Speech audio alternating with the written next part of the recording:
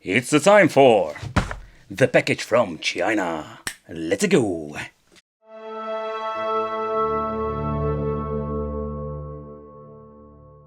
Let's take a close look at the handheld itself.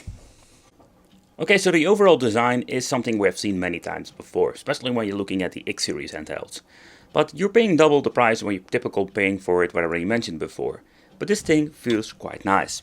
So when you're looking at the form factor, it's very comfortable, and that's the first thing that I was very excited about. It has a very nice weight to it. Also, when you're looking at the overall quality, it got these nice rubber strips, it gives you a little bit better grip. And also the shoulder buttons, everything feels more legit. The only downside is that they're putting the analog stick over here. I personally really love to switch it out, but it is more like a personal thing. When you're looking at the left side, we do have the Nintendo Switch clone joystick. The reason I'm saying clone joystick, normally the Switch we do have the click, we doesn't have it in here. So we have the D-pad, and the D-pad, oh man, that makes it really exciting. Because this thing feels absolutely great, it got just a really nice touch to it. And I must say that the feel is great, but also when you're going to play some games, it plays absolutely great. And over here we do get ourselves a back button over here, a very clicky one. Ooh, that sounds really cheap. So at the right side we're going to get the select, the start, the cheap quality feel buttons. And an analog stick that we're not going to use very often because of the retro games don't support it. And here we're going to get the ABXY and stuff. But the downside to these things, they are very small, not to the point that they're being unplayable. Got a very nice touch to it, but they are very small. So when you're looking at the top, we do get so many different connections, and that is something you don't see often with the X series handhelds. We do have two USB ports, and basically what you can do is add a controller, micro SD, and we have Type-C for charging, and here we do have a headphone jack out for the people like that. But the most interesting thing is that we have a mini HDMI. And with a mini HDMI, we can basically turn this thing in a handheld into a retro Gamebox Predator, and that's pretty damn cool. When it comes to the HDMI port, I really like it. The way how everything works, including the software. You just plug it in, and you can just play. Not like the shenanigans we have seen with this X51s, the first ones, you need to configure everything, and it really works like shit. But let's try some games, and I will show you how it actually works on the television.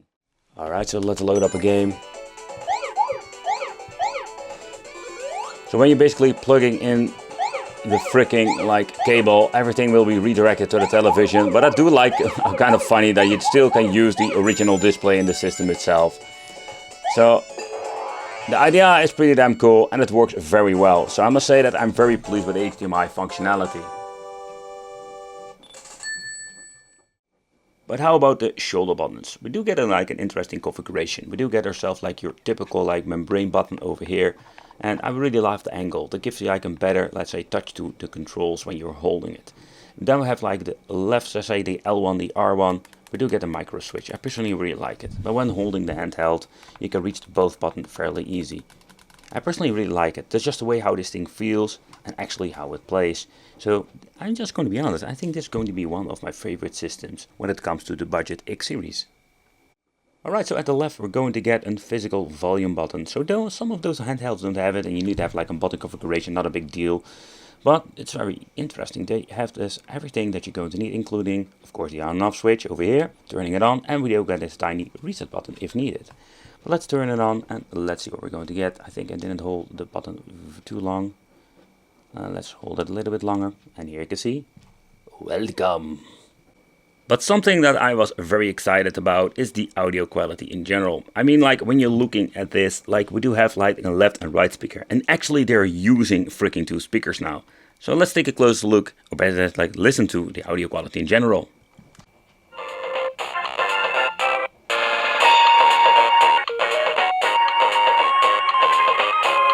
And it goes freaking loud. Oh yeah! Okay, so the first thing I already noticed, and that's why this thing is a little bit more expensive than your typical device. This thing comes with a beautiful display. Where you have these cheap displays normally, this thing looks absolutely great. But the menu, yeah, that is something we do have seen before. It's a little bit of a kind of a Pandora's box version.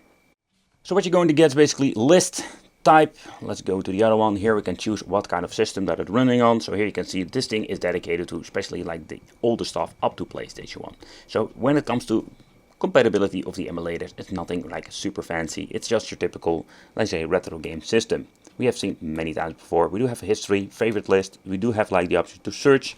There is no touchscreen whatsoever if you wonder, and you just need to search games. So let's take a close look at this, and it's kind of weird and clunky. So let's say I'm choosing no.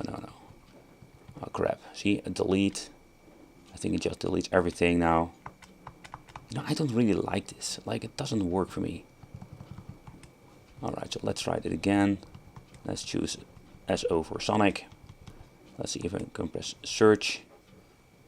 You know, I don't really like it, to be honest. Like, I need to fill in the full name, but here you can, so it just shows everything with SO, so it seems to be working. Let's see, eject keys off. I think you can just change it out over here, so you need to get used to it. So let's fill in. Man, I'm messing that up again, you know. I don't know what it is, but I'm pressing the button. Yes. Yes, come on. Let's try it again.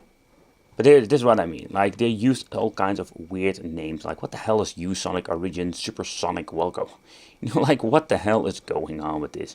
So, I'm not a big fan of those. Okay, here you can basically, like, if you want to, like, load up sideload files, you can basically implement to the file list and implement them here. You can go to a certain file and start it up over here. You can see, like, we're going to go into the file list over here. You can choose the certain game. So if you have some issues with the front end, but that's one of the easy ways to play. But let's try some games and let's see how they emulate on this machine. Play. But the audio is completely messed up, and especially the background music.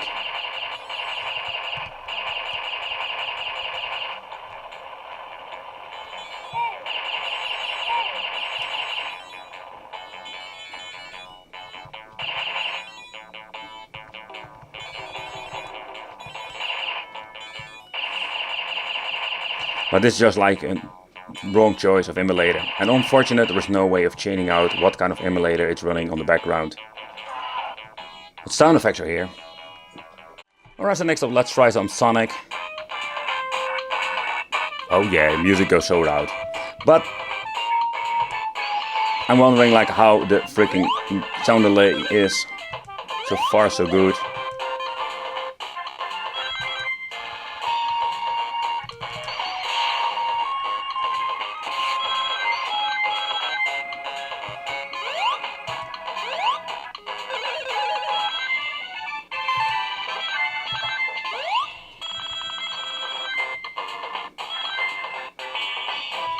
So when it comes to PlayStation 1, they absolutely messed it up here. You can hear the audio is just not like it should be.